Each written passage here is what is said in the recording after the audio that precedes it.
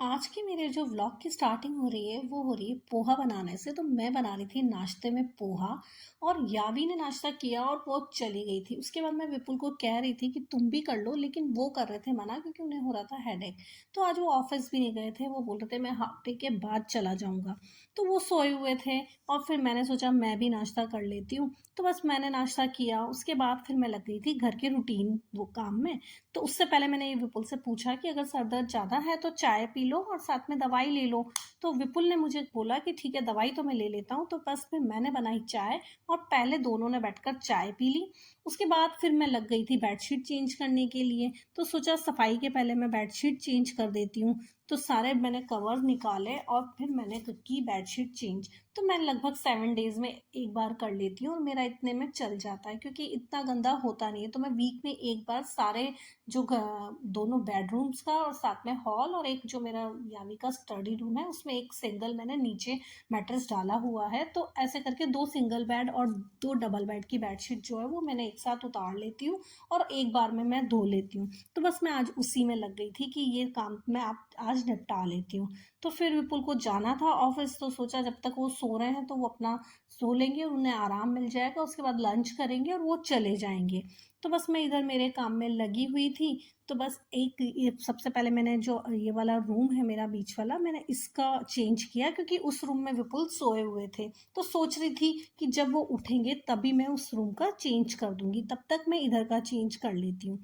तो बस मैंने इधर के रूम की बेडशीट को अच्छे से बिछाया। और जिस दिन रूम की बेडशीट चेंज होती है ना, उस दिन रूम का एक अलग ही ना लुक होता है और एकदम साफ साफ सा रूम लगने लगता है, पता नहीं क्यों। और अगर मैं बेडशीट नहीं चेंज करती हूँ तो ऐसा लगता है कि रूम को कितना ही साफ कर लो रूम साफ नजर आता ही नहीं है। तो इस बेडशीट से मतलब इतना बड़ा चेंज आ जाता है, वो मुझे समझ में नहीं आता क्यों। लेकिन जिस दिन फर्स्ट डे बेडशीट बिछती है 1-2 दिन तो बहुत अच्छा सा फील होता है। फिर ना उसके बाद तो फिर वो गंदी गंदी लगने लग जाती है।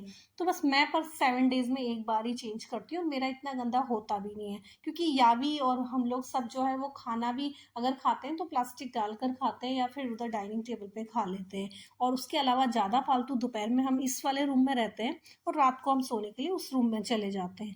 तो इस तरह से ना दोनों रूम भी यूज़ होते हैं और वही सेट रहते हैं। उसके बाद विपुल उठे थे तो वो नहा रहे थे और फ्रेश हो रहे थे, तब तक मैंने इस रूम का भी चेंज कर दिया क्योंकि अब मुझे भी नहाना था।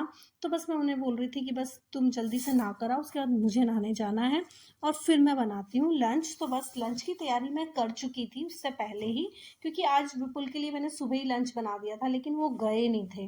तो फिर बस वो बना हुआ रखा था और अभी इतनी गर्मी है और इतनी बाहर लू चलती है। तो अभी तो विपुल को मना ही किया हुआ है कि तुम मत आओ लंच के लिए, लंच लेके जाओ क्योंकि बीमार हो जाओगे। इतनी गर्म हवा है इस टाइम में, बाहर निकला नहीं जाता। जब मैं दोपहर में यावी को लेने जाती हूँ ना तो मेरा हाल इतना खराब हो जाता है एकदम, जैसे ही बाहर जाती हूँ धूप में और ऐसा लगता है कोई आग के सामने मैं आ गई हूँ। वो मुझे 2 मिनट का टाइम भी मुझे इतना ज़्यादा लगता है कि, और यावी भी अभी बोल रही है मम्मा बस में बहुत ज़्यादा गर्म हवा लगती है।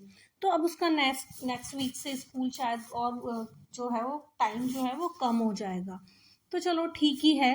तो उसके बाद जो है ये सारा रूम सेट करने के बाद मैंने सारा घर सेट कर चुकी थी और विपुल भी फिर आ गए थे नहाकर, तो मैं भी नहा आई थी। और फिर बस हम दोनों को करना था लंच, तो मैं बनाकर ले आई थी लंच। तो फली की सब्जी दाल और रोटी मैंने बनाई थी। तो बस मेरा आज का व्लॉग यही था। Thank you for